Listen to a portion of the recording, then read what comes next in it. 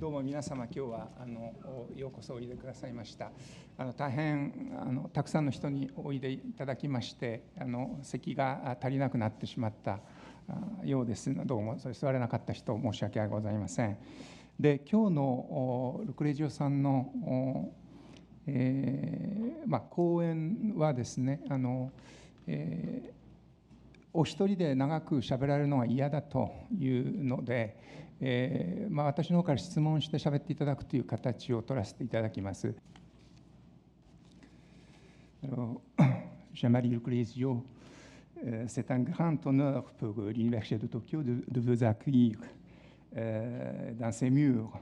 C'est votre troisième séjour au Japon et votre première visite date de 1967. Et puis la deuxième s'est réalisée 39 ans plus tard, en 2006. Nous nous sommes rencontrés pour la première fois à cette occasion. Malgré nos échanges par correspondance qui remontent bien plus loin, je vous ai alors demandé s'il fallait encore attendre 39 ans avant une troisième visite. Non, non, je reviendrai avec ma femme, avez-vous répondu. Cette promesse, la voilà remplie. Madame Gemia Lucrezio est présente dans la salle.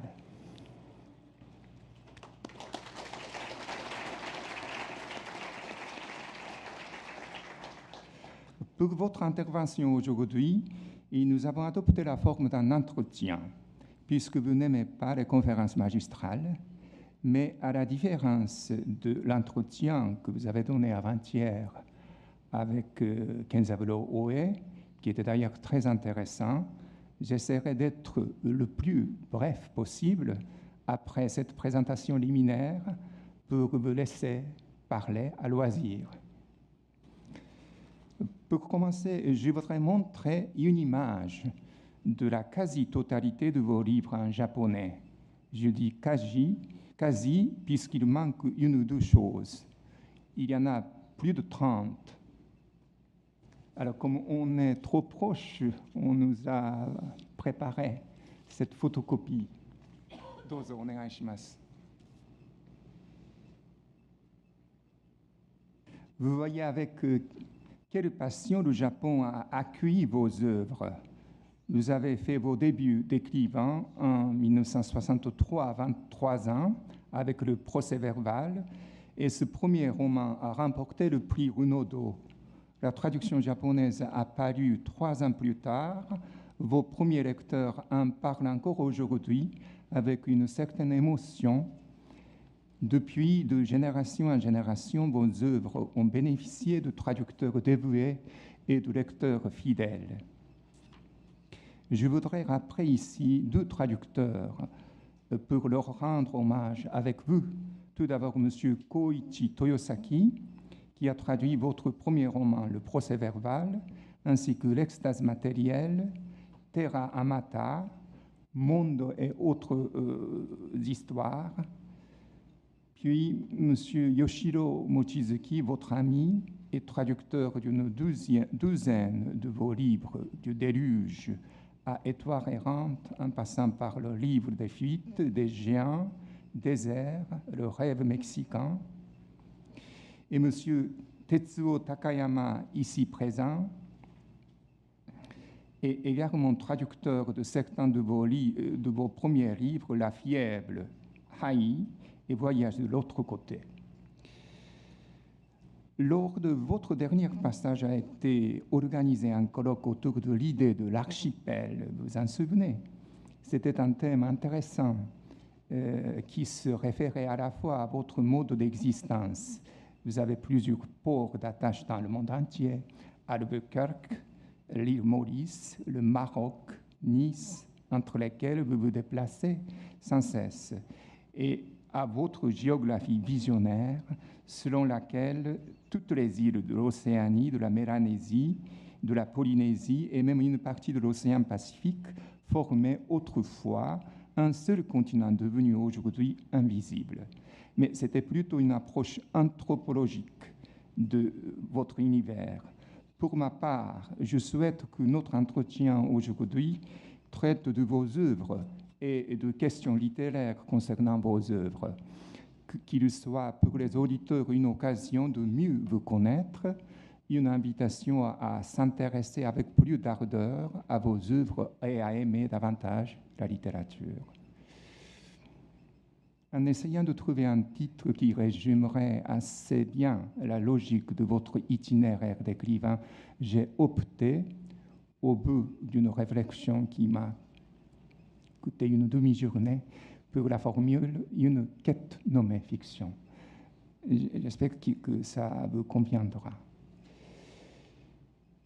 Alors, je voudrais vous poser une question tout d'abord. Quelle est votre impression du Japon pour ce troisième séjour? Vous avez passé déjà 3-4 jours. Oui, je voudrais tout d'abord vous remercier, Monsieur Nakagi, de m'inviter aujourd'hui à l'Université de Tokyo. C'est un grand honneur pour moi.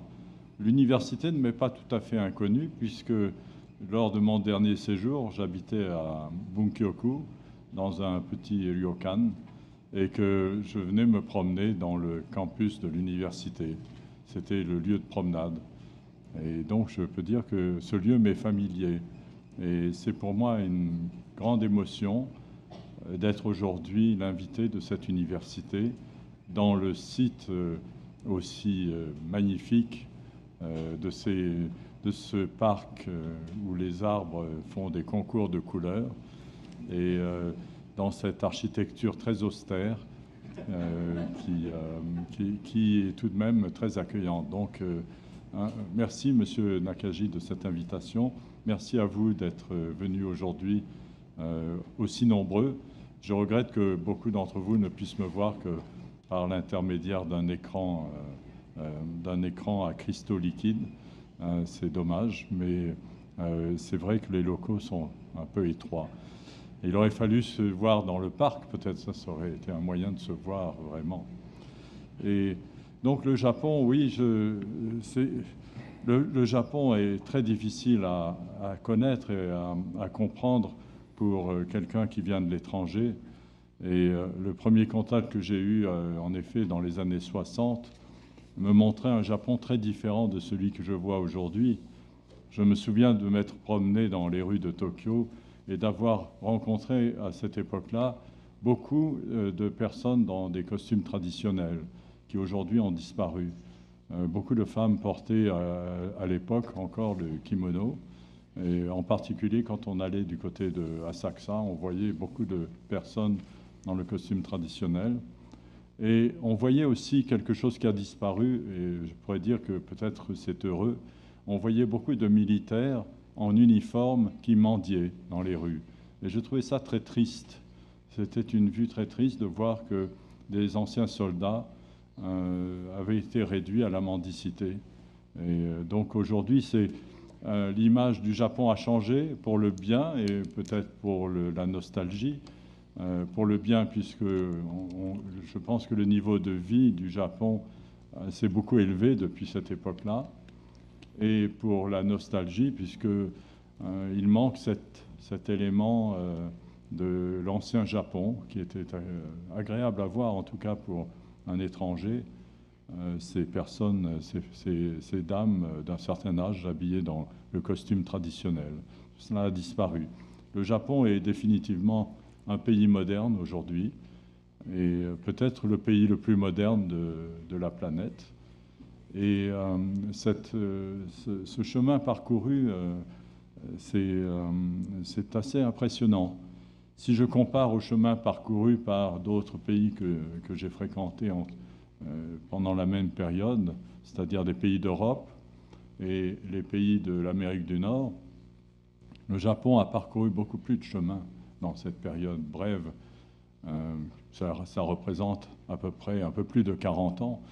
Et pendant cette quarantaine d'années, le Japon a parcouru un chemin beaucoup plus impressionnant vers la modernité.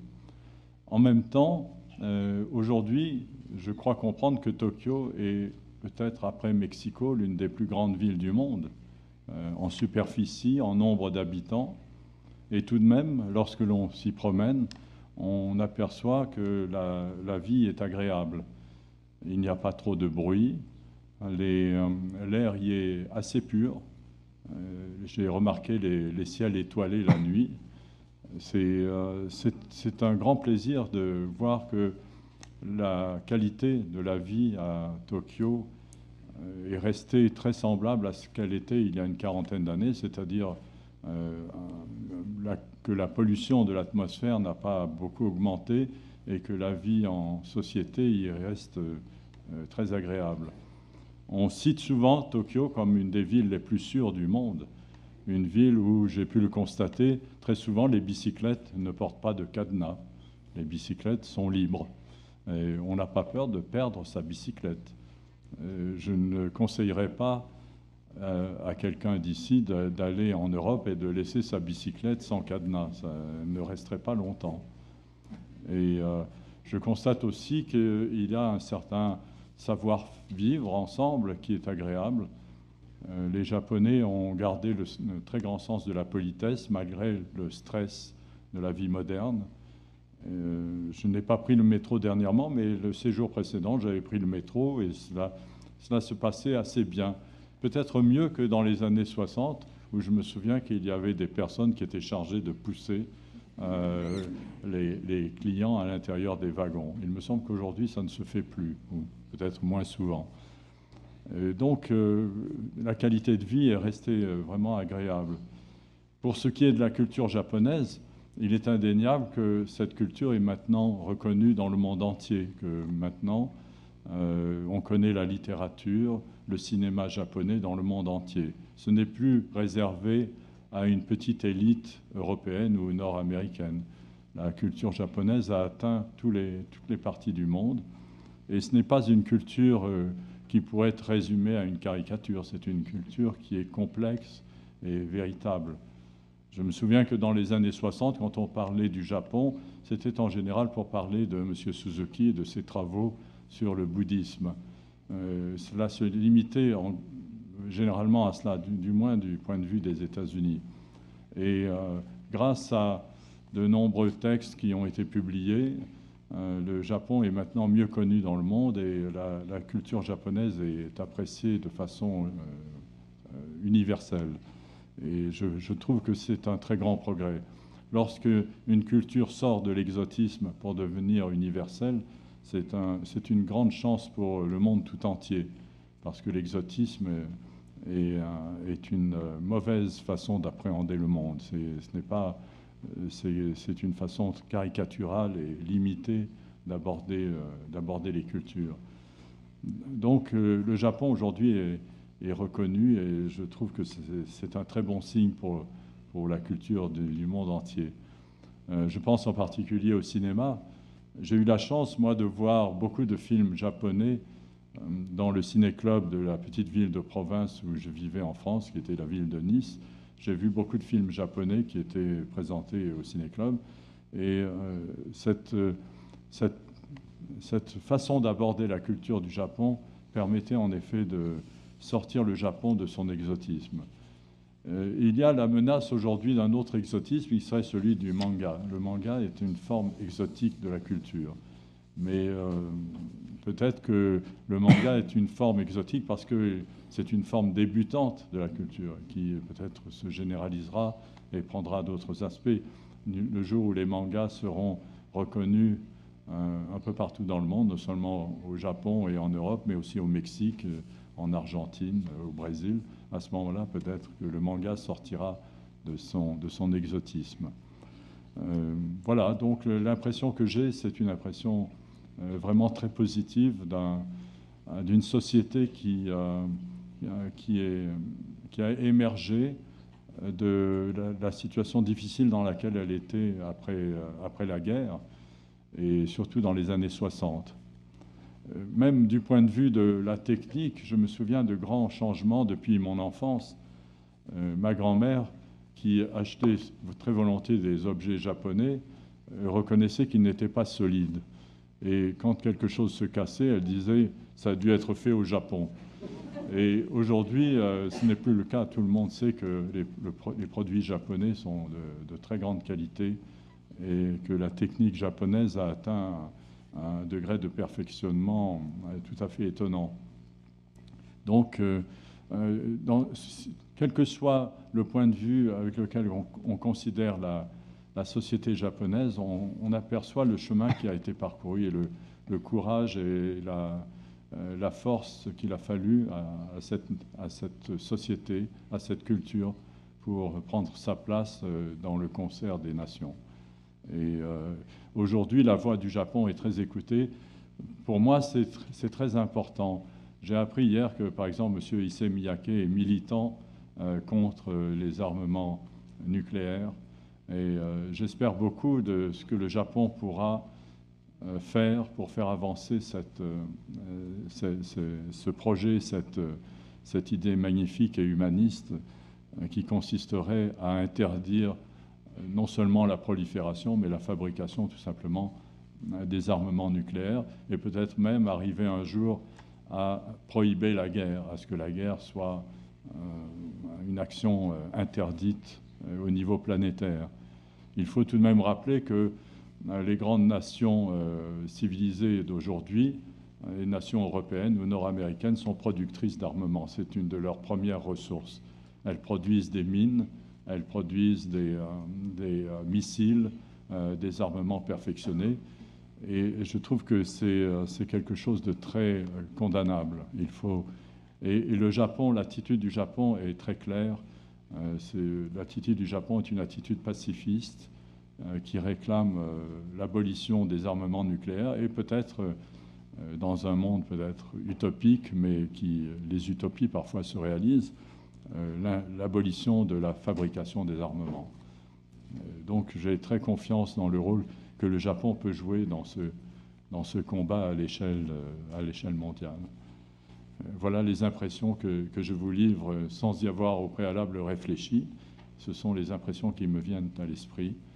Et donc je suis très heureux de pouvoir, à l'occasion de cette rencontre à l'université, pouvoir exprimer ces impressions.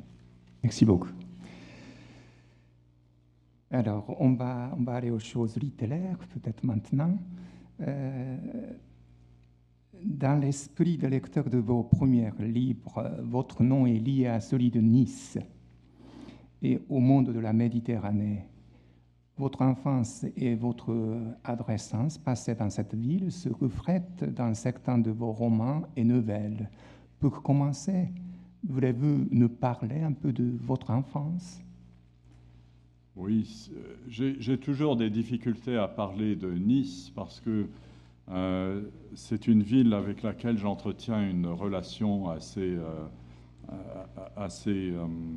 contradictoire, assez difficile. Toutefois, la Méditerranée est une dimension culturelle qui m'importe beaucoup.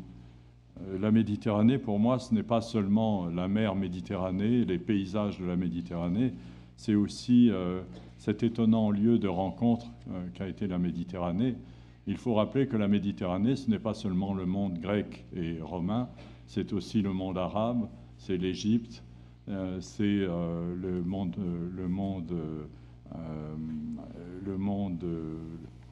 comment dire, des mélanges à l'époque des premiers voyages de découverte.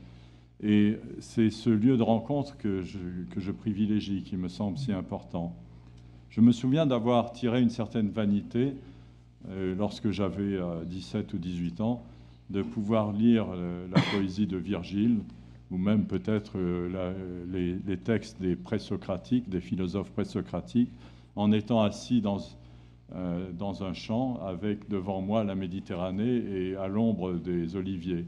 Je me disais, c'est un grand privilège de pouvoir faire ça, parce que je suis en contact direct, physique, avec le monde qui a produit cette philosophie. Mais si je dépasse cette simple vanité, je dois reconnaître que ce monde méditerranéen a apporté beaucoup à la culture humaine en général, parce qu'il a permis ces rencontres. Et je recommande donc la lecture des textes grecs, des textes latins, mais aussi de certains livres importants comme Black Athena, un livre qui parle de l'influence de l'Afrique sur les Grecs, comme on pourrait parler aussi de l'influence de l'Inde sur le monde égyptien ou de l'influence du monde arabe sur l'Espagne. Ce sont des thèmes très importants dans la civilisation parce que je crois que les civilisations ne s'expriment pas par leur pureté, mais au contraire par leur mélange.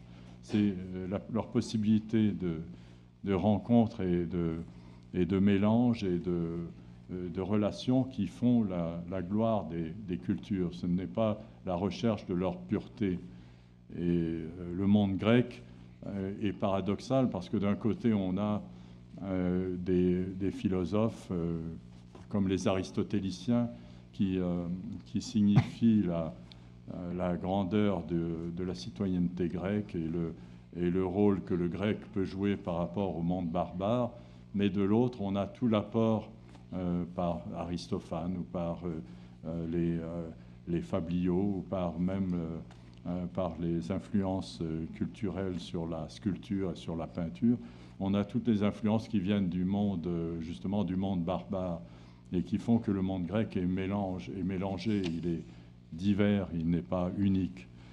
Et c'est en favorisant ces rencontres, je crois qu'on peut rendre compte de la richesse du monde méditerranéen. Et je dois ajouter que la Méditerranée, en tant que telle, n'existe pas seulement en Europe. Il y a une Méditerranée indienne, ce sont les rivages de l'océan Indien, et il y a une Méditerranée asiatique, ce sont les rivages qui unissent la culture japonaise à la culture chinoise, à la culture coréenne et à la culture indonésienne, au bouddhisme lointain qui venait de l'Inde.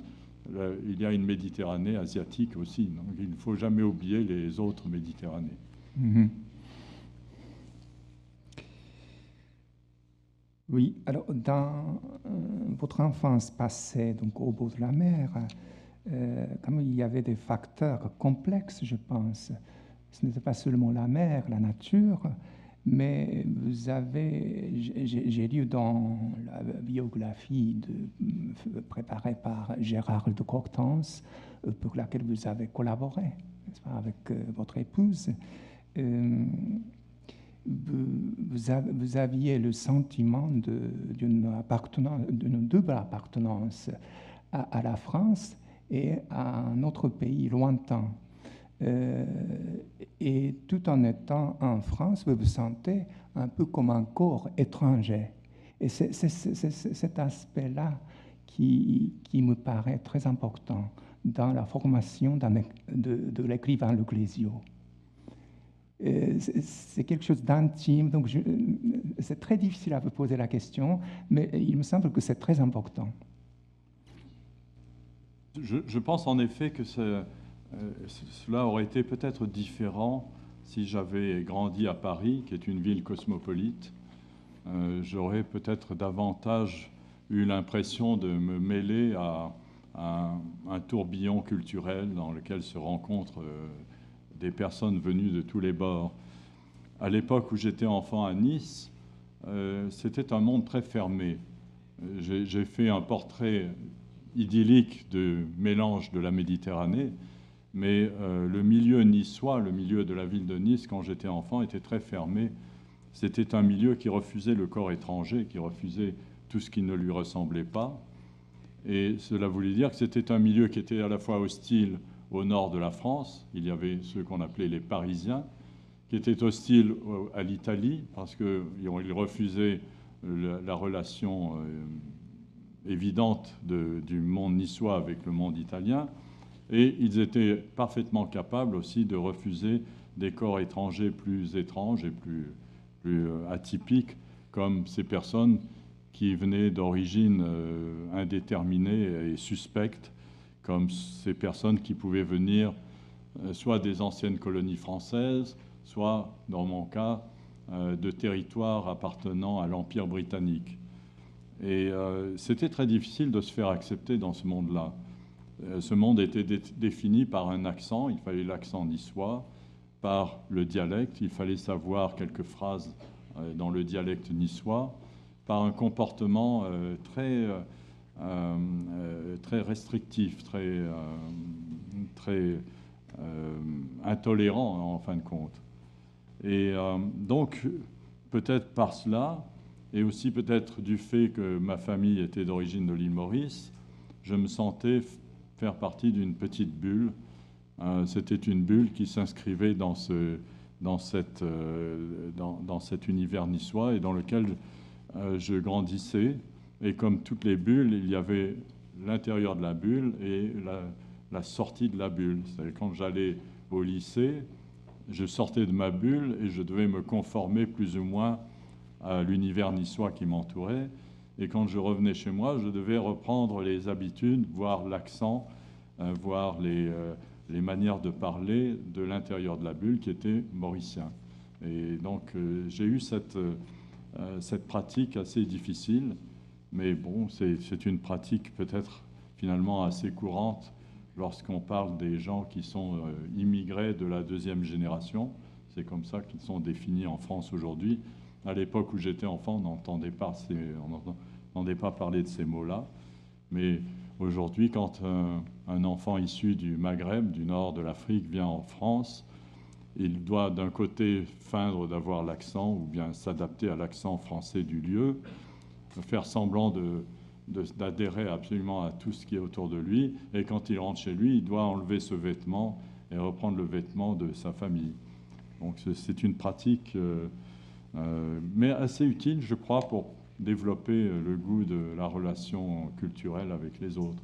Ça donne une certaine souplesse et donc c'est, je pense, une bonne pratique. Mais ce n'est pas facile à exercer quand on est enfant. On a du mal à le faire. On souffre très souvent de cela parce que quelquefois on rentre chez soi et on conteste ce qui est dans la bulle. On dit non, ça ce n'est pas la vraie vie. Et il y a une vraie vie qui est dehors. Allez voir dehors comment ça se passe. Mais ça n'est pas très facile. Oui, vos ancêtres, maintenant il est connu que vos ancêtres ont quitté la France, n'est-ce pas, au moment de la Grande Révolution pour s'installer à l'île Maurice.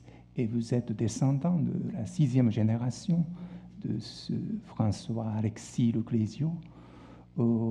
Et puis, donc, la famille a prospéré, je crois, pendant des générations, mais au début du XXe siècle, il s'est produit une sorte d'opposition interne, une sécession, et les ancêtres directs, pour vous, ont été expulsés en quelque sorte de la maison familiale.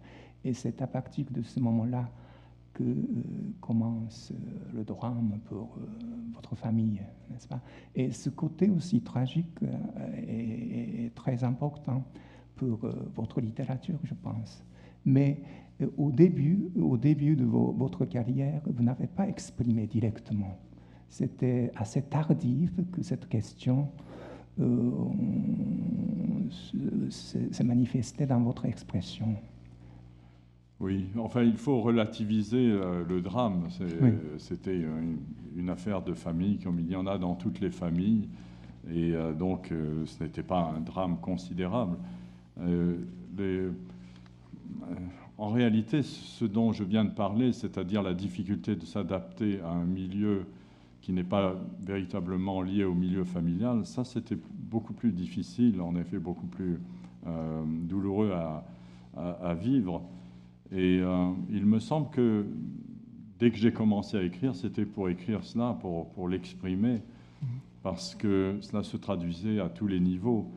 Le grand drame de ma génération, qui a été commun à beaucoup de jeunes Français, c'était la guerre d'Algérie. La guerre d'Algérie, ça a été la dernière guerre coloniale que la France a livrée, si on accepte de temps en temps quelques bouffées de fièvre qui se produisent ici ou là dans les miettes de l'Empire colonial.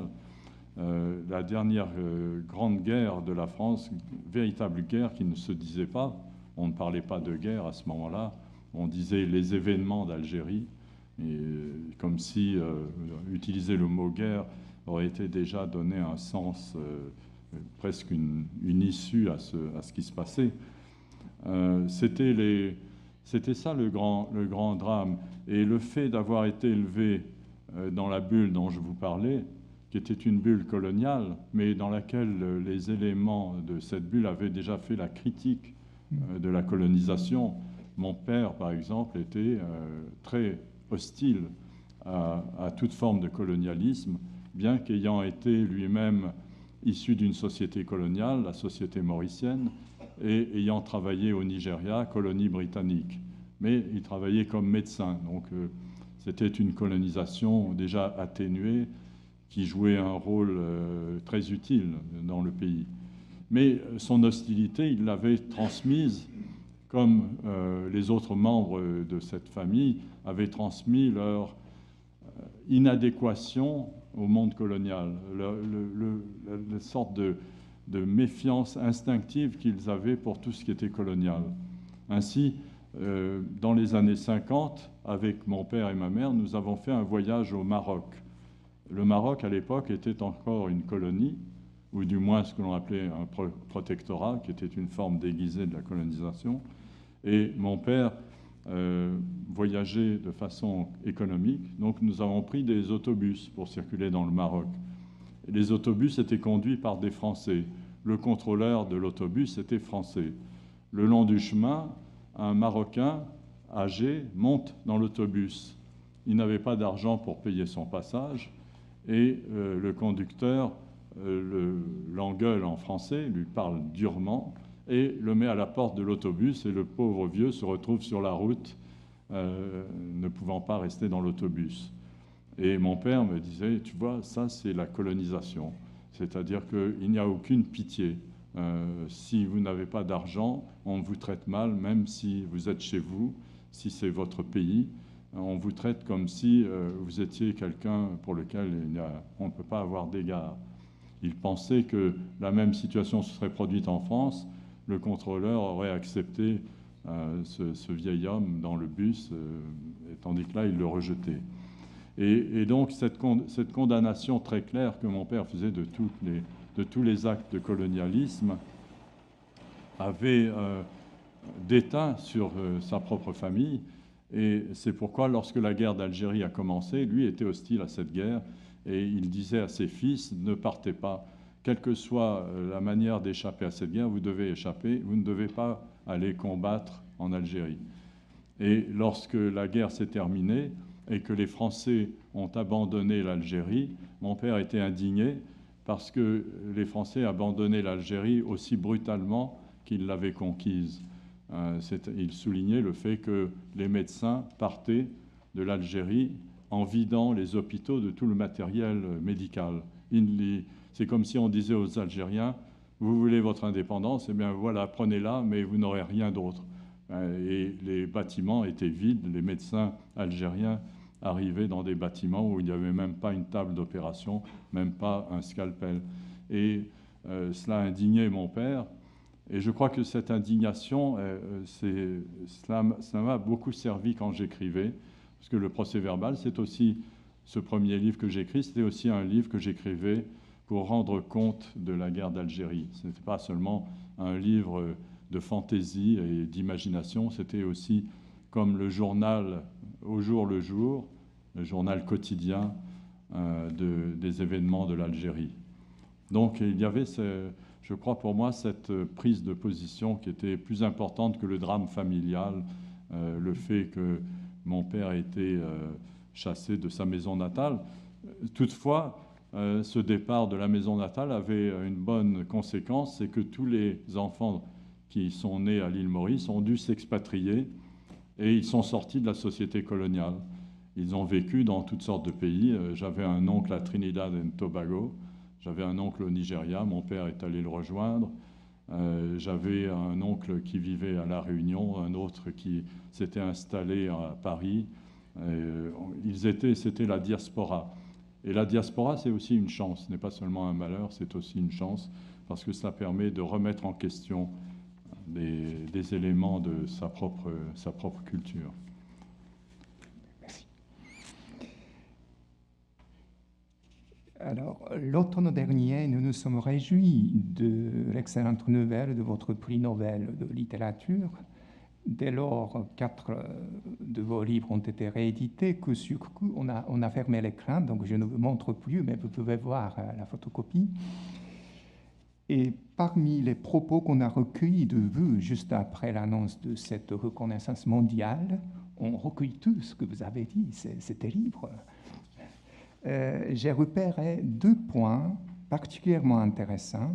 Vous avez dit, l'écriture, ce n'est pas une affirmation, c'est une interrogation. C'est une enquête qu'on fait sur soi-même. On invente une histoire, mais en même temps, on s'invente soi-même. On se cherche une réalité, une colonne vertébrale. On n'est jamais sûr de soi, on n'est jamais sûr d'avoir réussi. Vous avez dit comme ça, sans vous préparer, mais ce message est très très fort et c'est très clair.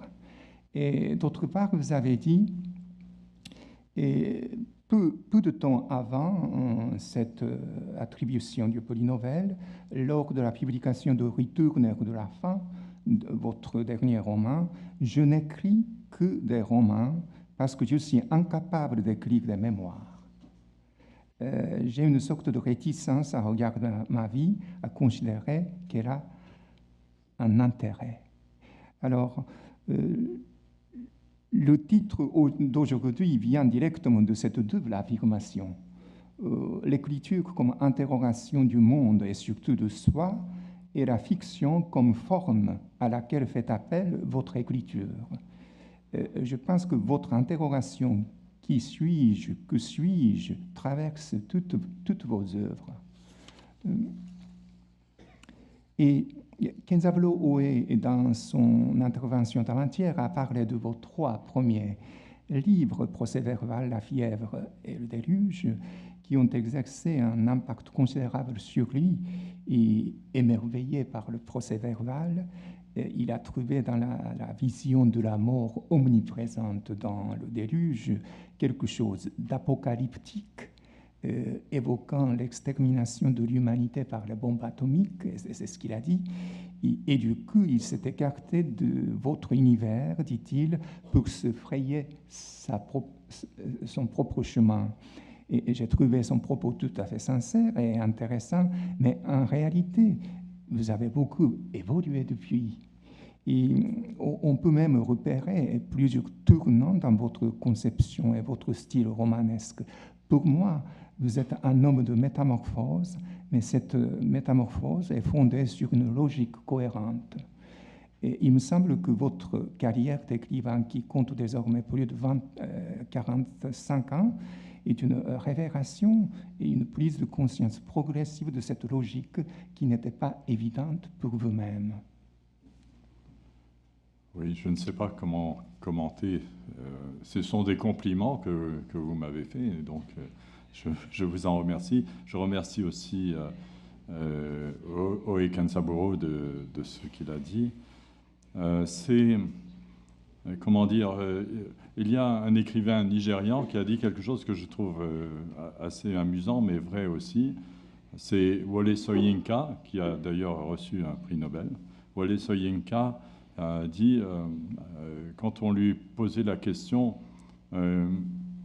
quelles sont les solutions que vous apportez aux problèmes qui sont posés au monde et peut-être au Nigeria, et il répondait, monsieur, je n'écris pas pour donner des remèdes, j'écris pour donner des maux de tête. Et je trouve que c'est une bonne définition de la littérature qui n'apporte pas effectivement des remèdes, mais pose des questions. Sa justification n'est pas autre. Si elle proclamait des vérités, ces vérités seraient contredites de volume en volume, d'auteur en auteur, de génération en génération, et on finirait par douter même de l'utilité de ce mode d'expression. En réalité, la littérature, c'est une interrogation par écrit qui ressemble fort à l'interrogation de chaque être humain. Cette interrogation porte sur la raison de son existence, pourquoi cette personne est-elle au monde, qu'est-ce qu'elle va apporter, est-ce qu'elle est digne d'être aimée, Est-ce qu'elle est digne d'amour et digne d'aimer aussi? Est-ce que le monde sera meilleur après elle? Est-ce que les générations qu'elle laisse connaîtront une vie meilleure et sauront peut-être mieux combattre les maux qui affligent l'humanité? Ce sont ces interrogations qui n'ont pas vraiment de réponse, mais auxquelles l'humanité tout entière apporte des réponses, nécessairement. Nous savons bien que les guerres sont un mal absolu, et pourtant les guerres se reproduisent avec régularité. Nous savons que les injustices sociales sont inadmissibles, et pourtant nous vivons sur ce tissu d'injustice. Nous voyons autour de nous des humains qui n'ont pas les mêmes faveurs que celles que nous recevons. Nous voyons souvent qu'une simple ligne, qu'on pourrait presque dire imaginaire, la ligne d'une frontière, sépare des pays dans lesquels le taux de mortalité infantile est de 2 pour 1000 et d'un pays dans lequel le taux de mortalité infantile est de 400 pour 1000. Donc près de la moitié des enfants meurent en bas âge. C'est tout à fait injuste, tout à fait incompréhensible. Ce sont les grandes questions qui sont posées à l'être humain. Et les romans ne font rien d'autre que répercuter ces questions, non pas en essayant d'apporter des solutions, mais peut-être en montrant les raisons des maux de tête, pourquoi nous avons si mal à la tête, qu'est-ce qui ne va pas. Ce n'est pas du tout apporter la solution, mais c'est la rendre sensible, la montrer comme un produit qui éclairerait les méandres du mal social, qui montrerait avec évidence, qui mettrait en évidence les racines du mal. Mais le rôle de l'écrivain n'est pas non plus celui d'un moraliste, parce que je ne vois pas comment un écrivain pourrait se placer dans cette position. Sa vie n'est pas exemplaire. Il ne travaille même pas vraiment de ses mains, et je dirais même, comme dans mon cas, il ne travaille même pas vraiment, puisque j'aime écrire et que c'est un si grand plaisir d'écrire, et que par une chance tout à fait inespérée, je peux vivre de ce travail-là ou de cette activité. Donc il n'y a aucune position morale. Mon père, lui, avait donné l'exemple d'une vie morale, puisqu'il consacrait sa vie à soigner les gens. C'était un médecin qui exerçait une vie très dure, très difficile. Il était seul médecin dans une région très hostile où les maladies étaient très nombreuses. Mais malgré cela, à la fin de sa vie, quand on lui posait la question, il disait « Oh, si c'était à refaire, j'aimerais mieux être vétérinaire, parce que les animaux ne se plaignent pas. » Donc, d'une certaine façon, il n'avait pas réussi à accomplir cette œuvre de moralité. Il ne se sentait pas, il ne sentait pas qu'on pouvait lui être redevable d'avoir eu un rôle moral. Et les écrivains moins que les autres, parce que leur vie est très loin d'être exemplaire. Il y a des écrivains en exil, il y a des écrivains en prison. Monsieur Oe Kenzaburo montre un grand courage dans ses opinions politiques, et il faut reconnaître ce courage. Il y a d'autres aussi qui montrent ce courage, mais est-ce que pour autant ils ont un rôle moral? Je n'en suis pas sûr. Je ne crois pas que ce soit là vraiment le rôle de la littérature. Cependant, une littérature totalement dépourvue de squelette moral, de force morale, serait aussi une littérature incomplète, une littérature qui ne serait là que pour divertir, pour pratiquer des jeux de mots, pour nous faire rire, et encore faire rire, ça serait là aussi quelque chose de moral, c'est bien de rire. Donc, une littérature qui serait dépourvue de toute force morale serait aussi une littérature insignifiante. Elle serait une littérature de la redondance, de l'exploit littéraire. Il y a eu de grandes époques, ainsi l'époque alexandrine, ça a été une époque de redondance littéraire où l'on faisait des prouesses avec les mots, avec la versification. Ça a existé aussi en France. Je crois que ça existait dans toutes les cultures. un certain point une culture élitiste, une culture de l'aristocratie où on se complaît dans la prouesse verbale. C'est une littérature qui ne porte pas, qui ne reste pas, qui nous importe peu. Donc aujourd'hui, nous ne voulons pas d'une littérature morale, mais nous ne voulons pas non plus d'une littérature détachée de la morale. C'est très complexe et c'est très difficile de définir la littérature. En fin de compte, je ne vais pas m'y hasarder. Je dirais seulement que ce que j'aime avant tout, c'est raconter des histoires, faire vivre des personnages, utiliser ma mémoire et la mémoire des autres pour faire exister un monde imaginaire. Mais ce monde imaginaire, j'ai besoin qu'il soit rattaché aussi au réel, à l'histoire, qu'il ait une certaine signification. En fait, je suis, comme Sartre disait dans Les Mots, je suis tout un homme et rien qu'un homme.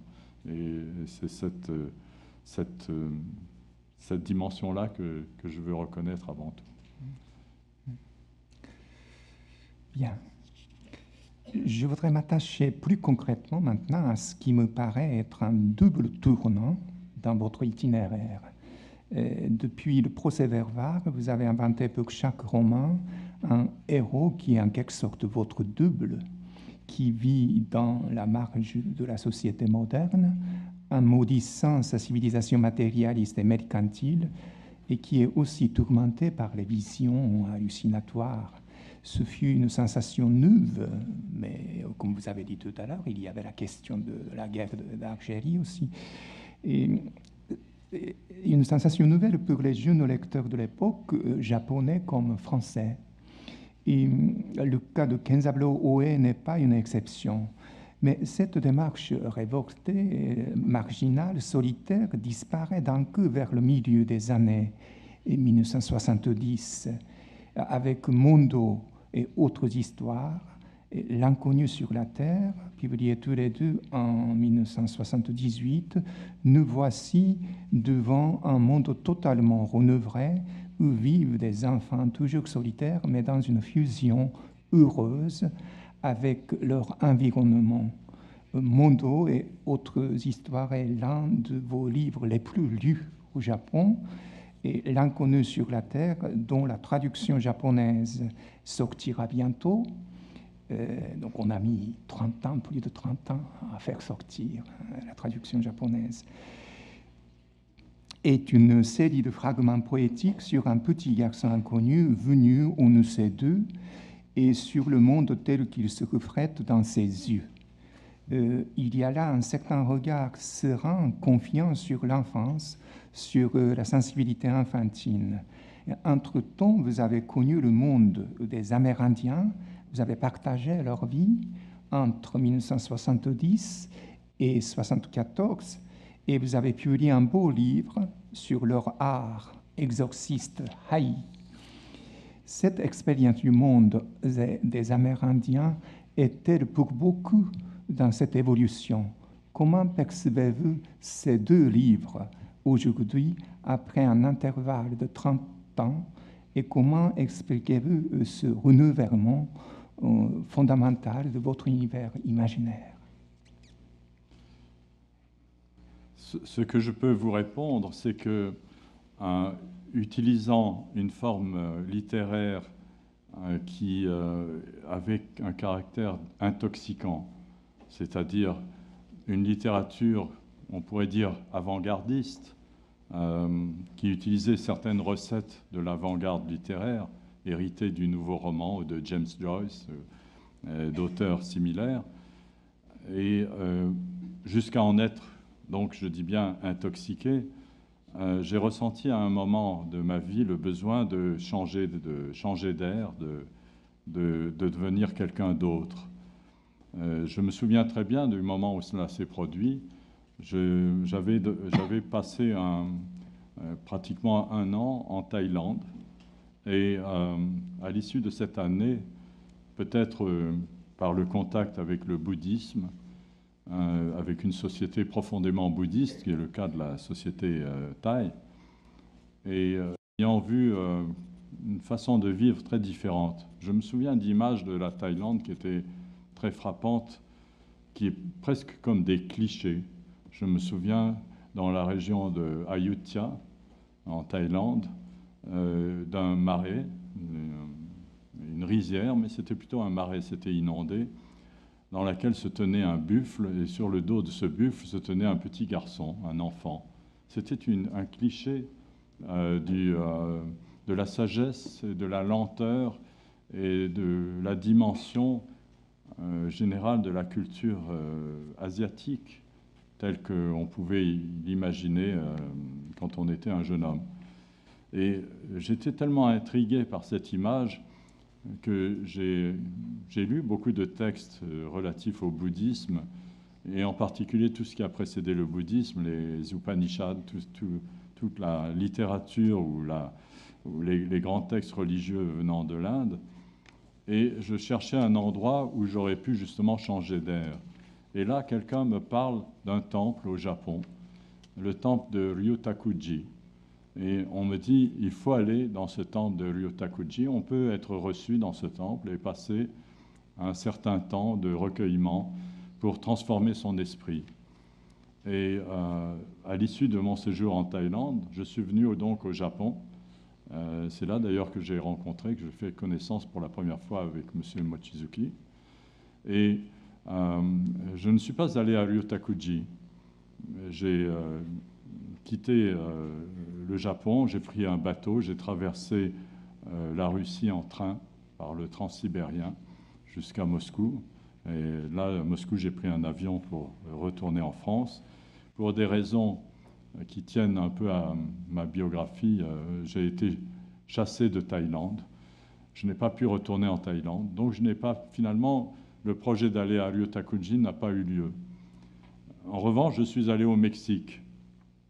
Et là, j'ai rencontré quelque chose qui, dans mon esprit, pouvait ressembler à Ryutakuji, c'est-à-dire des endroits où des personnes, des êtres humains vivent dans une certaine dimension spirituelle qui n'a plus rien à voir avec la poursuite de l'argent, la poursuite des biens terrestres, la poursuite du succès.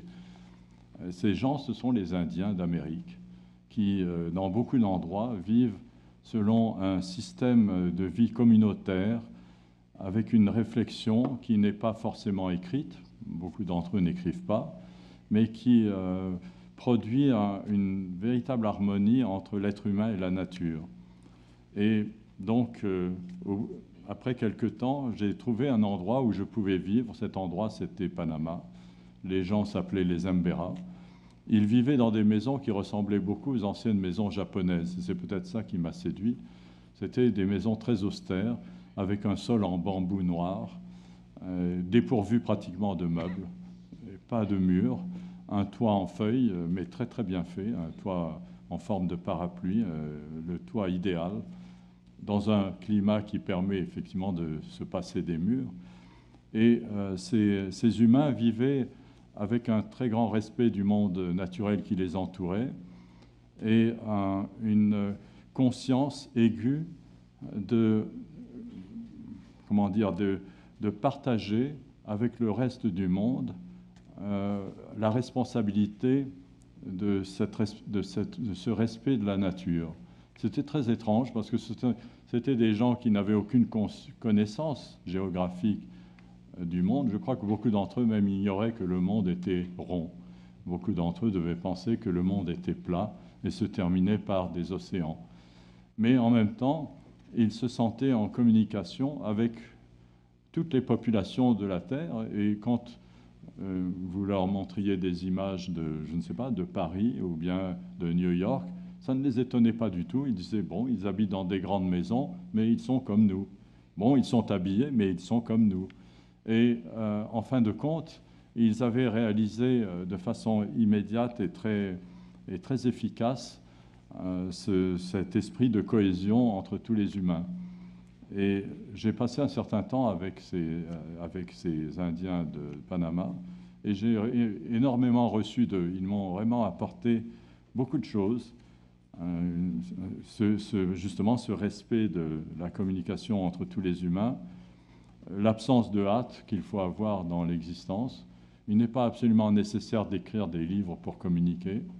Il n'est pas nécessaire d'avoir des techniques très avancées, mais il faut une certaine confiance dans l'être humain. J'ai passé un certain temps là, et puis au bout d'un certain temps, j'ai été obligé de m'en aller, parce que je me suis rendu compte que d'une certaine façon aussi, je l'ai gêné. J'étais un corps étranger en fin de compte. Je ne participais pas aux travaux généraux par incapacité physique. Je n'avais pas la force physique de faire ce qu'eux faisaient dans la journée. Même un enfant pouvait accomplir plus de travail que moi. J'étais vraiment dans une situation de dépendance et donc un fardeau pour eux. Je suis parti de là et malheureusement, le monde a mal tourné parce que cette partie du continent américain s'est retrouvée prise dans la guerre des narcotrafiquants. Et ce monde aujourd'hui, je crois, n'existe plus. Ces gens qui vivaient dispersés ont dû se regrouper en villages et ils ont dû apprendre à se défendre des autres. Et ce passage tout à fait idyllique dans ma vie, et dont beaucoup de gens tirent comment dire, de la dérision. Beaucoup de gens considèrent que j'ai joué au bon sauvage, que c'était une position, une pause dans l'existence. Et j'ai beaucoup de mal à communiquer cela. Je n'ai même pas envie de communiquer. Ça m'a apporté énormément, mais je n'ai pas envie. La seule chose que j'ai faite, c'était d'écrire sur l'art de ce peuple, parce que c'était le seul moyen de rendre compte de la complexité de leur culture et de leur société. Donc c'est à partir de là que j'ai, je crois, écrit différemment, non pas parce que j'avais décidé de le faire, mais parce que j'avais été convaincu du bien fondé des idées et de la façon de vivre de ce peuple. Et je dois beaucoup à ce peuple, et encore aujourd'hui, je me surprends parfois à rêver que je pourrais retourner là-bas. C'est une sorte de monde de rêve qui est resté présent dans ma vie. Je regrette de ne pas pouvoir retourner. Je crois que je regrette beaucoup que le monde ait si mal tourné et que le trafic de la drogue soit venu à bout de ce que les armes des Espagnols, des Anglais, des pirates n'aient jamais réussi à faire. Les narcotrafiquants de la Colombie ont réussi à détruire ce monde-là. C'est la preuve de la fragilité, en tout cas, des belles choses de l'existence. L'inconnu sur la terre est une prose poétique très musicale et pleine d'animisme enfantin. On parle souvent de la beauté des fleurs, de celle des fruits, mais on ne parle guère, comme ici, de la beauté des légumes, par exemple. C'est très bien dans votre livre. Et c'est un livre important, autant par sa valeur esthétique immanente que pour ce qu'il dit de la vision du monde de l'auteur que vous êtes à une période précise.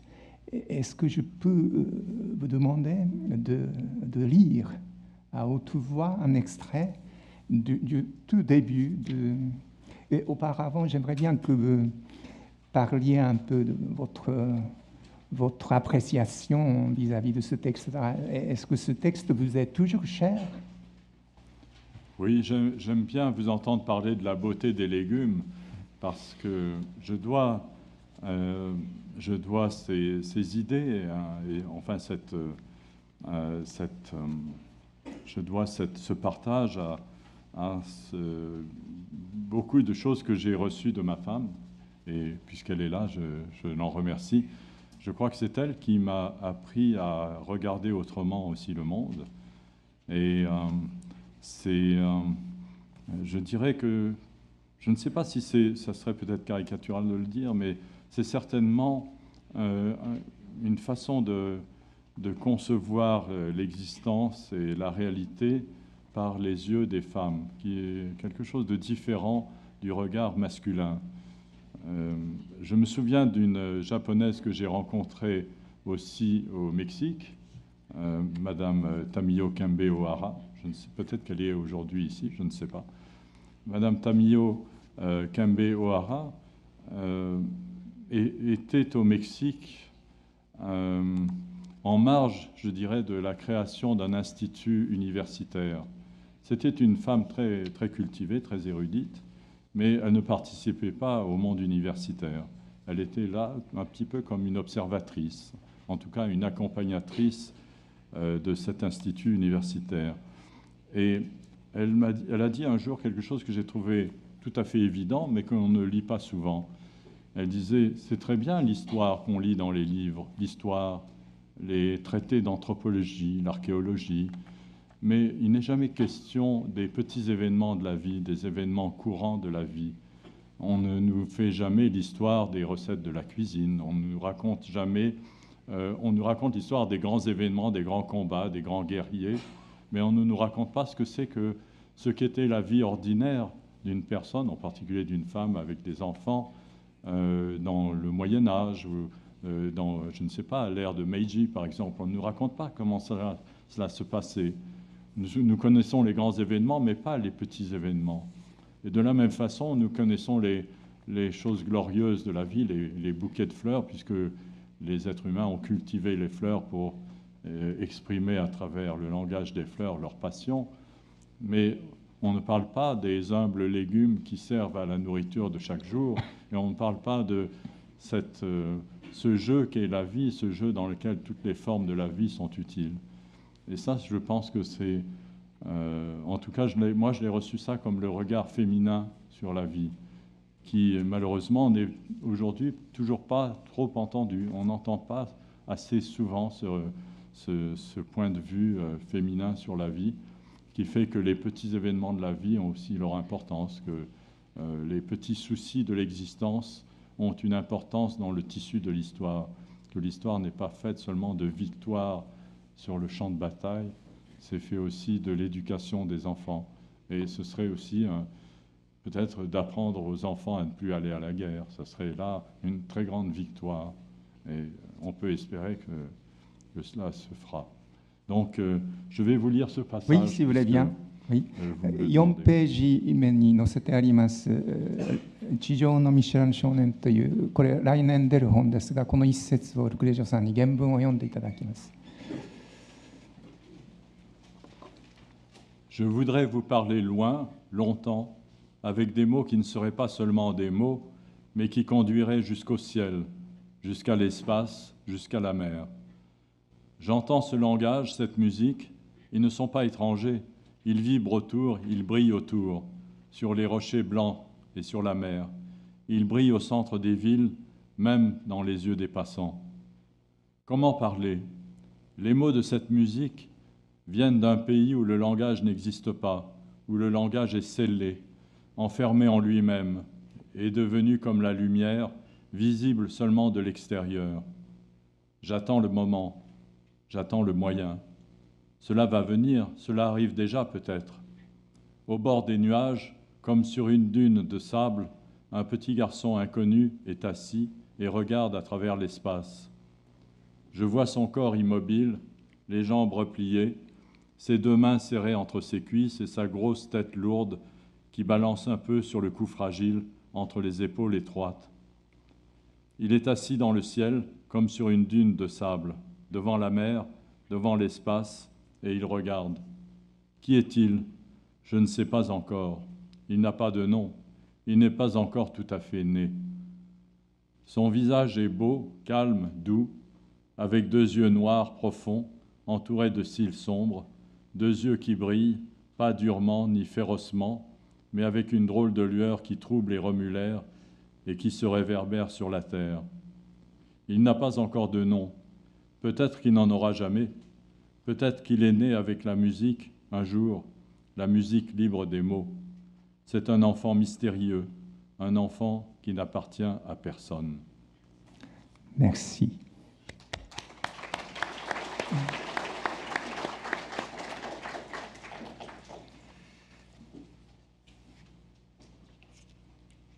Alors, mais ce monde innocent, atemporel, quasi mythique, ne dure pas longtemps dans votre itinéraire. Dès les années 1980, s'introduit dans vos fictions une dimension historique, comme si vous aviez ressenti la précarité de ce monde intact habité par les enfants. Si je me trompe, vous me direz. Et Lala de Désert, par exemple, qui date de 1980, garde la capacité de communiquer avec le monde spirituel, mais elle n'échappe pas à la menace et ni à l'agression de la réalité. De même, les enfants, les adolescents et les adultes dans la ronde et autres faits divers, qui datent de 82, sont tous marqués par la violence du réel, comme le suggère d'ailleurs le titre du recueil. Les enfants du monde dans Mondo et ceux qui apparaissent dans la ronde vivent deux destins différents. Et avec le chercheur d'or 85, c'est une épopée familiale qui commence à se tisser. La dimension historique demeure non plus à l'échelle collective d'une tribu, mais à celle de votre propre famille. Avec ce roman et Voyage à Rodolphe qui est attaché, vous avez touché, je dirais, au nœud, d'enduration ou à la fissure qui s'était installée dès votre enfance dans votre fort intérieur. Je comprends comme ça votre cheminement, surtout le passage de l'inconnu sur la terre au désert, aux œuvres postérieures. Est-ce que on peut penser comme ça, ou bien vous voyez d'une autre façon? C'est toujours très difficile pour un écrivain d'analyser ce qu'il fait, parce qu'il le fait d'une façon consciemment inconsciente, avec le léger délire qui s'empare de lui au moment où il écrit, et le contrôle qu'il doit nécessairement garder s'il veut retomber sur ses pieds quand il commence à écrire quelque chose. Donc je crois que pour moi cela représente des directions différentes, mais qui ne sont pas séparées d'un point de départ commun.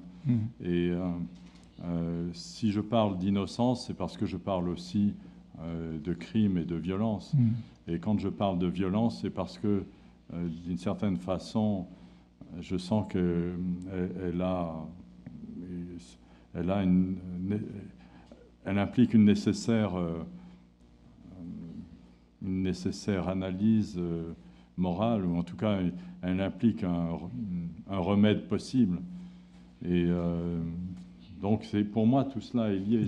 C'est très difficile pour moi de les séparer. Alors, l'année dernière, le communiqué de l'Académie suédoise veut qualifier d'écrivain de la rupture dans la version française et d'author of new departures dans la version anglaise. Déjà, les deux versions sont différentes. Et il me semble au contraire que la rupture n'est que l'agitation apparente de ce qui est constant et calme dans la profondeur.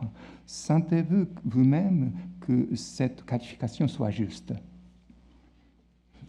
J'ai du mal à imaginer une solution de continuité dans ce qu'un écrivain écrit, parce que chaque livre est emboîté au précédent, annonce un suivant et répond et reprend en corrigeant.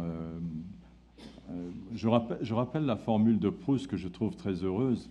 C'est d'abord qu'il n'y a pas d'imagination, il n'y a que de la mémoire. Et Proust est aussi cet homme qui avait imaginé que le monde entier écrivait un seul et même livre, que chaque écrivain contribuait individuellement à écrire un livre commun. Et je crois qu'il n'y a pas de solution de continuité, ni entre aucune partie de ce que compose un écrivain, ni entre aucun écrivain avec un autre. Chaque écrivain est complémentaire de celui qui le précède, celui qui le suit, de celui qui écrit en même temps que lui, y compris, comme le disait Proust, de celui qu'il ne connaît pas et qui écrit au même moment. Donc je crois que la littérature, effectivement, je crois que l'idée de Proust est intéressante, que les écrivains contribuent à écrire un livre commun qui apparaît sous différentes formes. Personne ne pourra jamais lire ce livre, c'est ce que voulait dire Proust, il le regrettait sans doute. Personne n'arrivera jamais à lire ce livre parce que c'est une œuvre monumentale, colossale, à l'échelle humaine, et qui est sans cesse en mouvement, qui se compose et se recompose, se contredit et repart. Et donc l'Académie Nobel a parfaitement raison, c'est à la fois New Departures et rupture, parce que c'est ce lieu commun que fait la littérature. Et c'est une des grandes gloires à l'Académie Nobel, c'est de réunir, au fond, des écrivains du monde entier, parce que chaque écrivain, dans son discours, fait allusion à tous ceux qui l'ont précédé, tous ceux qui ont marché avec ou contre lui. Et finalement, quand on lit ces discours, on voit mentionner presque tout l'éventail de la littérature humaine depuis qu'elle existe jusqu'à nos jours, et même parfois au-delà de nos jours, dans le futur. Et donc, je crois que tout cela se fait ensemble.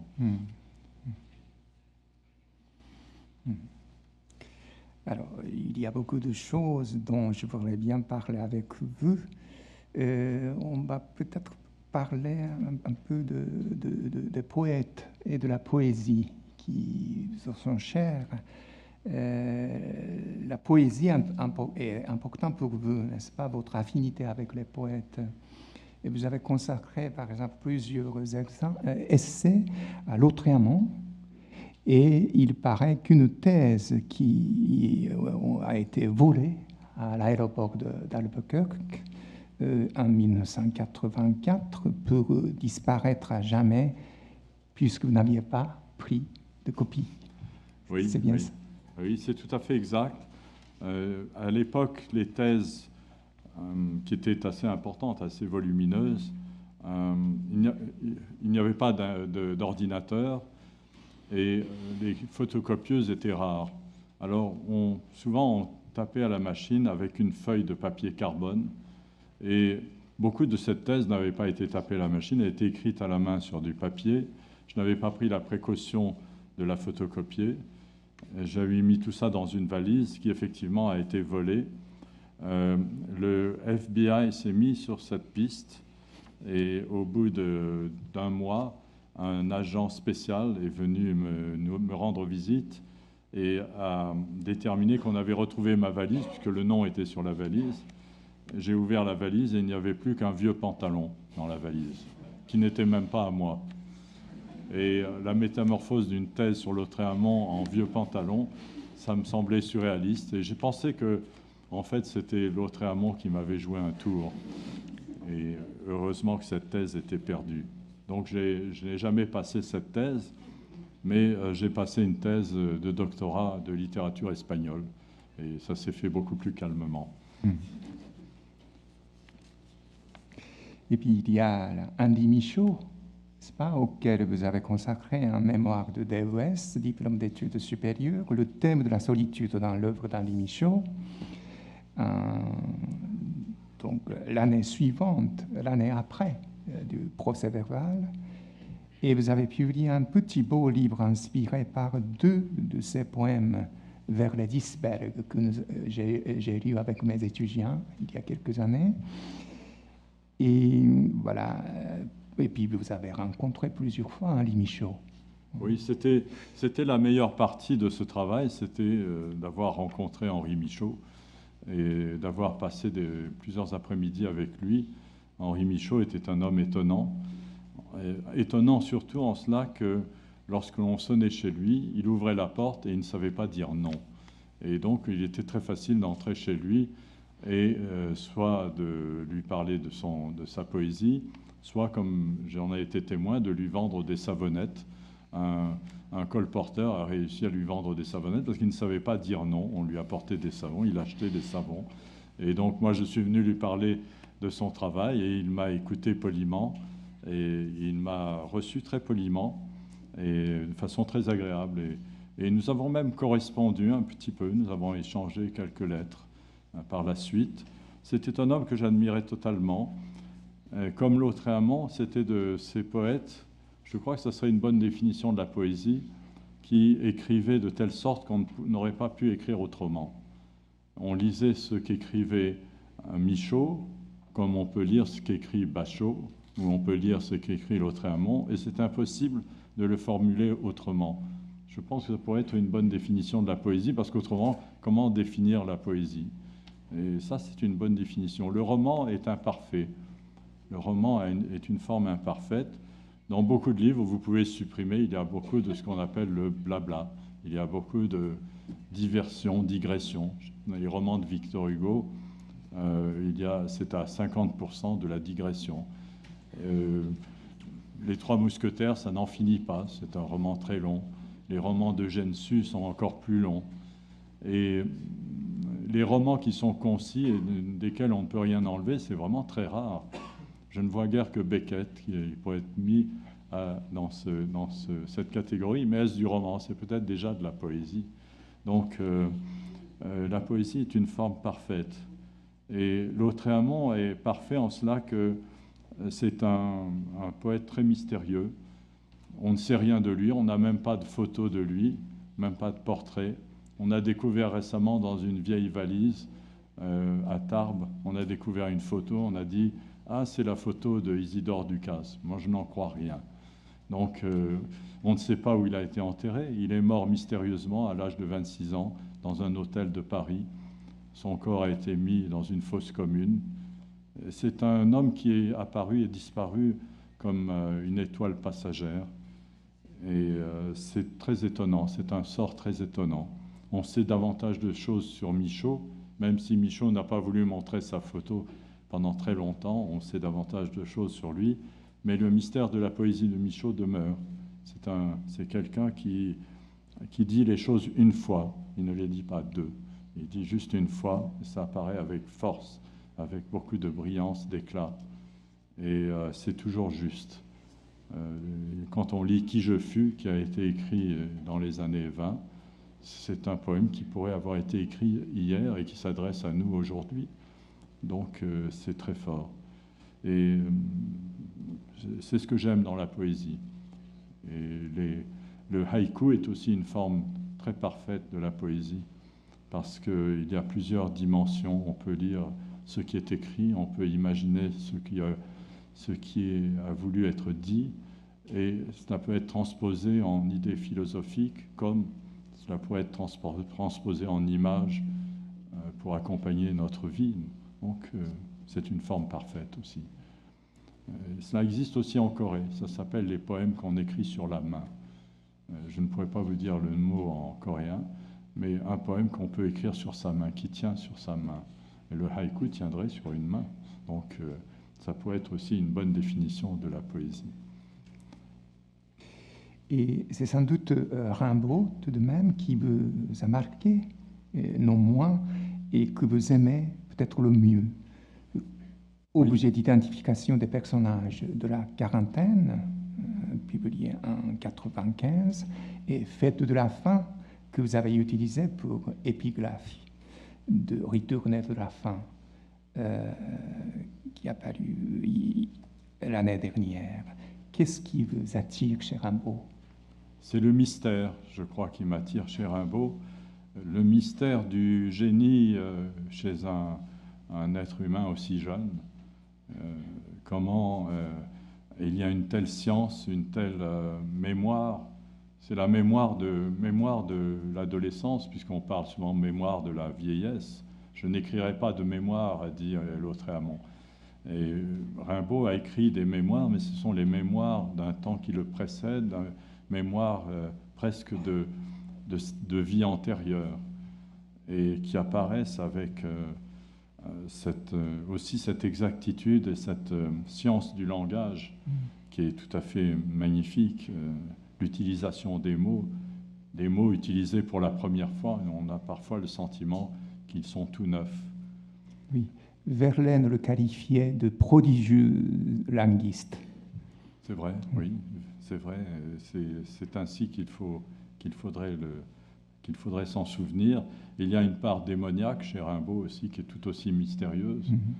Comment cet homme qui mène une vie dissolue, une vie de vice pendant quelques années de sa vie, devient ensuite un trafiquant d'armes. On ne sait, certains ont dit trafiquant d'esclaves, mais en même temps se prend d'une telle amitié pour l'Afrique, pour l'Abyssinie, qu'il donne dans son testament, il lègue dans son testament une partie de la fortune qu'il a accumulée en trafiquant l'ivoire et le café à un de ses serviteurs abyssin, et qui malheureusement meurt de faim quelques années après la mort de Rimbaud. Il lègue cela alors que Rimbaud lui lègue sa fortune alors qu'il est retourné en France pour mourir. Et quelques années après, la fortune n'a pas eu le temps d'arriver jusqu'en Abyssinie et ce garçon, ce serviteur abyssin meurt de faim parce qu'il y a une famine en Éthiopie. Et il y a quelque chose de très mystérieux dans le monde de Rimbaud, y compris la dernière phrase qu'il aurait prononcée, qui a été recueillie par sa sœur, et qui est « Allah Kérim, Dieu le grand », et qui a permis à certains de dire que Rimbaud était converti à l'islam, mais on n'en sait rien. Pourquoi a-t-il prononcé avant de mourir cette formule dans laquelle il reconnaissait l'existence de Dieu, lui qui l'avait toujours nié, et pour la reconnaître, il utilisait la langue arabe. C'est très étrange. Donc Rimbaud, c'est l'étrangeté, c'est le mystère. D'accord. Et parallèlement à votre affinité avec ces poètes, c'est votre écriture elle-même qui me paraît poétique. Elle est parfois plus poétique que romanesque dans la mesure où elle nous donne le sentiment d'être au monde, tout simplement, sans s'appuyer sur l'intrigue ni la psychologie complexe des personnages. La démarche de vos romans est plutôt lente. Vos premiers romans n'ont pas vraiment d'intrigue. Mais le lecteur a l'impression de toucher à l'étoffe de l'univers que vous tissez. Et c'est surtout le cas du voyage de l'autre côté, de l'inconnu sur la terre, mais aussi de désert. Je pense au début du roman où vous avez consacré des pages entières à la seule apparition d'une caravane au sommet d'une dune. Mais au bout de ces quelques pages, on est complètement pris, on est là-dedans. Ce dont de créer des sensations, voilà peut-être le premier attrait de votre écriture. Je pense encore à la traversée de la mer d'Alexis, de Maurice Roderick, dans Le Chercheur d'or, chapitre 3. Votre écriture semble viser davantage à rattacher les hommes au monde, à la terre, au ton, à ce qui les dépasse, qu'à les réunir entre eux. Seulement, il me semble que ces dernières années, que votre écriture se veut plus neutre, qu'elle se soucie moins de cette fusion cosmique. Oui, merci de tous ces compliments que vous m'avez donnés. J'aime beaucoup la poésie et j'aimerais bien réussir à unir le style romanesque, qui est un style plus relâché, en tout cas plus factuel, à celui de la poésie, qui est un style plus conceptuel. Mais je ne sais pas si j'y suis parvenu. Peut-être y ai-je renoncé parfois, mais pas pour toujours. Alors, parlons maintenant du cinéma. Vous avez publié un livre sur le cinéma il y a 2 ans, à l'occasion du 60e anniversaire du Festival de Cannes. Et le livre est intitulé « Baratinaire » ou « Baratiner ».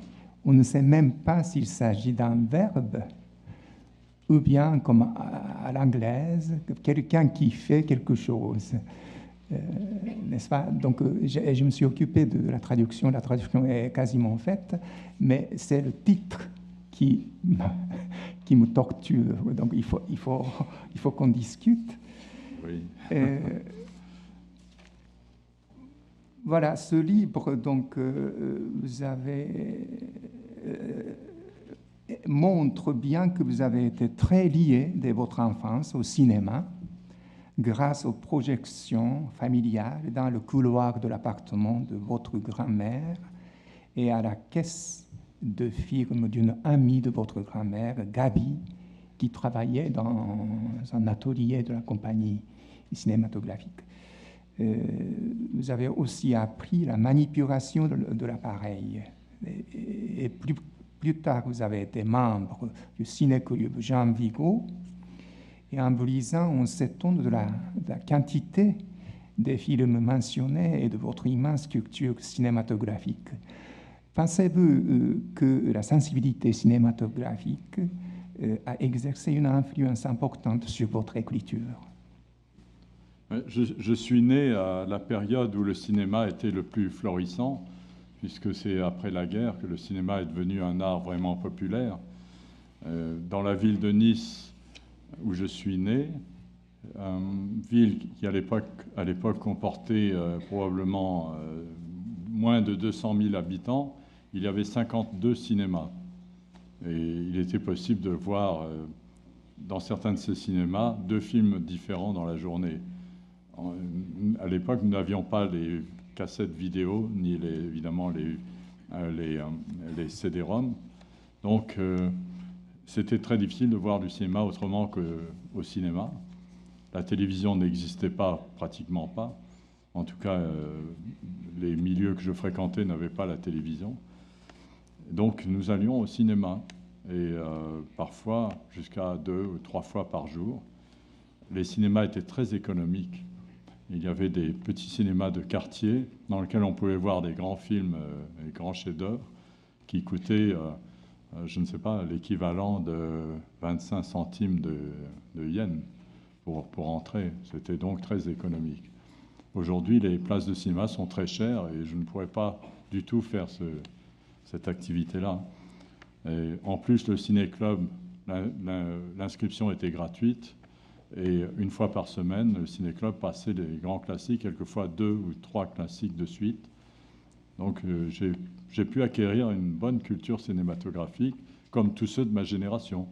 Tous ceux de ma génération ont eu cette bonne culture cinématographique. Elle était très spécialisée parce qu'il y avait beaucoup de films qui ne parvenaient pas. Par exemple, le cinéma de Bollywood n'arrivait pas jusqu'en Europe à l'époque. Il existait, mais il n'arrivait pas. Le cinéma de Hong Kong, qui était très florissant, ça ne parvenait pas non plus dans les ciné-clubs, ni dans les salles de cinéma. Donc c'est un cinéma spécialisé entre le cinéma européen, le cinéma nord-américain et le cinéma japonais. C'était les 3 pays qui fournissaient, les 3 groupes de pays qui fournissaient les films que nous pouvions voir à l'époque. Et quand on m'a demandé d'écrire sur le cinéma, je n'ai pas pu écrire que sur ces écoles-là, parce que c'était les seuls films que j'avais vus. Mais le cinéma a influencé certainement l'écriture à cette époque-là, non seulement la mienne, mais celle des autres, de la même façon que la photographie avait influencé la peinture. À partir du moment où on va au cinéma, on sait qu'on n'a plus besoin de décrire avec beaucoup de précision le costume des gens, parce que ça, le cinéma le montre. Nous n'avons plus besoin d'insister sur la qualité du tissu, sauf peut-être certains passages du nouveau roman, mais pour d'autres raisons, mettre la loupe sur les matériaux et sur les détails de la vie réelle. Et au contraire, nous avons acquis, grâce au cinéma, l'art de la syncope, l'art des passages rapides d'une époque à une autre, les retours en arrière, les flashbacks, tout ça, nous avons acquis ça grâce au cinéma.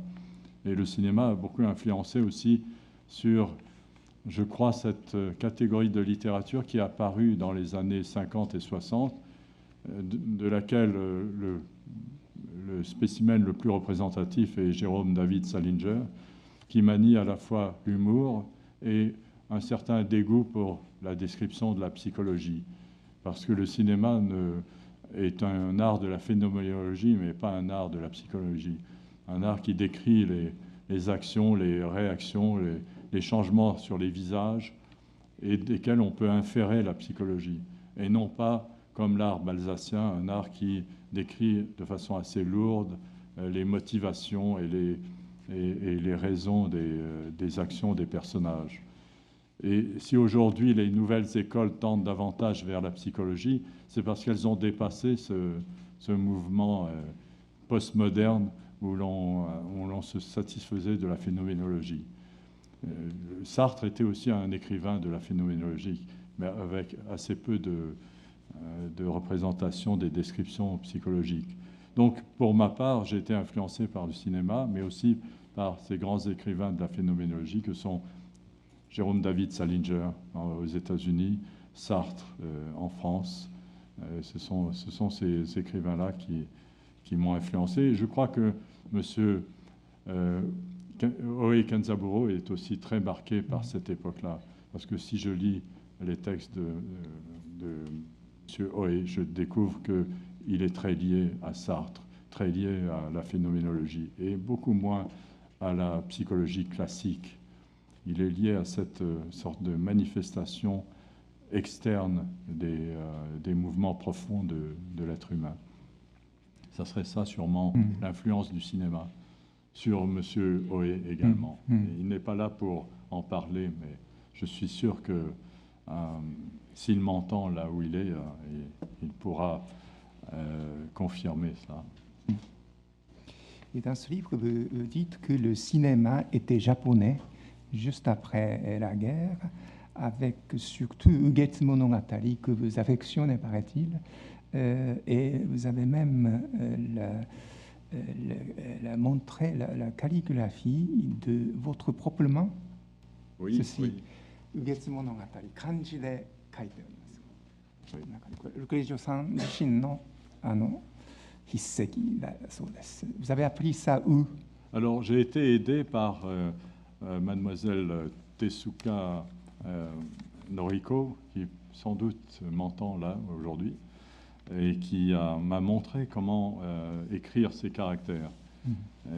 J'ai beaucoup aimé les écrire parce que Ugetsu Monogatari, ce sont des caractères qui sont très intéressants à voir. Le caractère de la pluie est particulièrement intéressant puisque nous voyons la pluie tomber à travers une fenêtre. Et le nom aussi de Uketsu, donc, ou le mois, la lune, enfin la lune de la pluie. En français, ça a été traduit par les contes de la lune vague après la pluie. Et j'apprends que Uketsu, c'est l'ancien nom je crois, du mois d'avril ou du mois de mai. Du mois de mai. Donc il y a quelque chose de plus réel dans Ugetsu que la lune vague après la pluie. C'est un très joli titre en français, il n'y a aucun doute, mais un peu exotique à mon avis. Et je ne suis pas sûr qu'il corresponde vraiment à ce que l'on veut dire. C'est vrai que quand il a plu, la lune se voit vaguement. Et que comme elle est présente dans le mot, puisqu'il y a le mot « ou », on pourrait en effet traduire ainsi. Enfin, je ne sais pas, mais les caractères m'ont plu. J'ai bien aimé montrer le caractère en particulier de Uketsu. C'est un caractère que j'aime beaucoup. Et c'est vrai que le cinéma, à cette époque-là, le cinéma japonais arrivait en Europe, j'imagine aussi aux États-Unis, parce que des Américains m'ont dit la même chose. Il arrivait comme le message de la création absolue en cinéma. Et ce film particulièrement. Pourquoi ce film particulièrement? Parce que c'est un film qui mêle le fantastique, le réel, qui parle de l'après-guerre, qui parle de la violence de la guerre. Enfin, par tous ces segments, par toutes ces intentions, il nous touchait, nous qui étions les enfants de la guerre. Et il avait un sens très particulier. Et il avait ce sens aussi de la beauté, la très grande beauté formelle que nous attendions du cinéma. Si on le compare avec les films du réalisme italien, le film de Mizoguchi est éclatant de beauté. Il est d'une beauté presque surhumaine. Et donc ce mélange de réalisme, de messages politiques et de fabuleux, du conte fabuleux, c'était l'art absolu. Et j'en parle aussi avec beaucoup d'émotion parce que c'est le premier film d'art que j'ai jamais vu. Je passais par hasard dans la rue, je devais avoir 15 ou 16 ans, et je vois un cinéma qui joue ce film, et je n'avais jamais vu de film japonais. Ou peut-être j'avais vu des films dans lesquels il y avait les Japonais. Nous avons eu en Europe le déferlement du mauvais cinéma américain fait après la guerre, dans lequel les Japonais étaient un peu comme les Indiens d'Amérique. Ils passaient là juste pour pouvoir tomber, juste pour être l'ennemi qu'on guettait et que l'on faisait tomber. Des films épouvantables qu'on pouvait voir à cette époque-là. Et là, tout à coup, un film japonais, donc je suis entré attiré par la curiosité, n'ayant jamais vu de film, et j'ai vu le premier film d'art de ma vie, le premier film qui m'a fait comprendre que le cinéma n'était pas seulement un endroit où on allait pour voir des acteurs et pour voir quelque chose qui pouvait vous enthousiasmer par les combats, la violence, ou au contraire par l'érotisme, mais qui vous montrait la subtilité de l'art. Donc ça a été un très grand choc. Et je parlais récemment avec un professeur aux États-Unis de nationalité américaine, qui est un peu plus jeune que moi, qui m'a dit la même chose, qu'il a vu et revu ce film quand il était adolescent, que ça a été son premier film d'art. Donc c'est une sorte de monument dans le cinéma. Et le cinéma japonais qui a précédé et qui a suivi, qui a précédé aussi, parce que ce n'était pas le premier film du cinéma japonais, mais le cinéma japonais qui est autour de ce film, avant, après, est aussi un cinéma qui manifeste des qualités artistiques éclatantes, comme c'est le cas pour Ozu, qui est un de mes cinéastes préférés par sa très grande acuité et la force de ses scénarios et des personnages qu'il nous montre, de la vie quotidienne du Japon qu'il nous fait vivre. Et c'est justement il y a 3 ans au Chigasaki-kan, l'hôtel style japonais à Chigasaki, où Ozu écrivait ces scénarios de Tokyo Monogatari, quelques autres films. Et M. Le Grésio y a passé quelques nuits. Et dans ce livre, j'ai trouvé une page où vous parlez de ce séjour. Je lis 4 lignes seulement. Je crois que j'ai passé dans cette maison solitaire glacée une des plus mauvaises nuits de mon existence, mais aussi une des plus inspirées. C'est extraordinaire. Oui, cette maison que chacun peut aller voir, puisque c'est encore aujourd'hui une maison d'hôte, un ryokan, et à la fois merveilleuse et effrayante, parce qu'elle porte la marque de Ozu. J'ai passé la nuit dans la chambre où dormait Ozu. J'ai mangé sur la table sur laquelle il écrivait ses scénarios. J'ai vu ses photos accrochées au mur. Et dans la nuit même, j'étais le seul occupant de cette maison. Dans la nuit, j'ai entendu un bruit furtif dans les couloirs et j'ai été absolument terrifié. J'ai pensé que c'était Ozu qui passait dans le couloir. C'était un froissement de robe, de kimono, donc, et avec le léger bruit des sandales qui frottaient sur le tapis de bambou tressé. Et ça m'a glacé le sang. Mais j'aime beaucoup Ozu. Alors, je voudrais vous demander de lire, comme tout à l'heure, un extrait justement consacré à Ozu.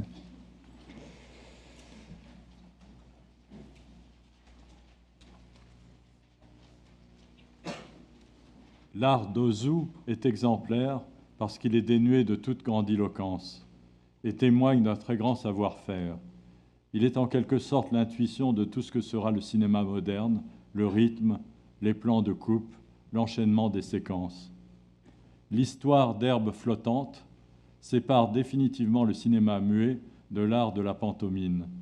Ce sera aussi le dernier muet d'Ozu, puisqu'en 1936, il aborde le parlant avec Hitori Musuko, fils unique, sans symbole, sans discours, sans grimace, sans geste inutile, simplement en utilisant les images du réel. Ozu parvient à nous faire partager l'impression de malaise de ses protagonistes, leur crainte de l'avenir, leur difficulté à accepter les compromis de l'existence.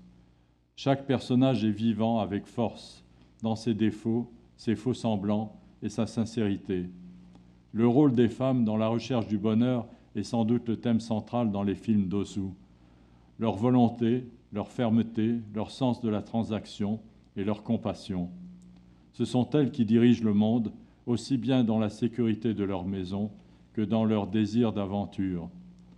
Ce sens du réel et de l'intimité, Ozu en fait son principe d'art. Il filme les êtres humains comme ils vivent, ou peut-être comme les voient les chiens. La caméra est posée à 20 cm du sol pour être à leur hauteur quand ils sont assis par terre. Même si on n'entend pas leur voix, l'alternance des plans de coupe donne vie au dialogue. Ozu utilise l'ellipse, les plans sont rapides, sans effet inutile. L'illusion est telle qu'on en vient à oublier l'ancienneté du film, l'absence de la bande-son. On entend la voix des acteurs, leur chant, leur rire. Ozu nous montre les êtres humains dans leur admirable banalité. Merci.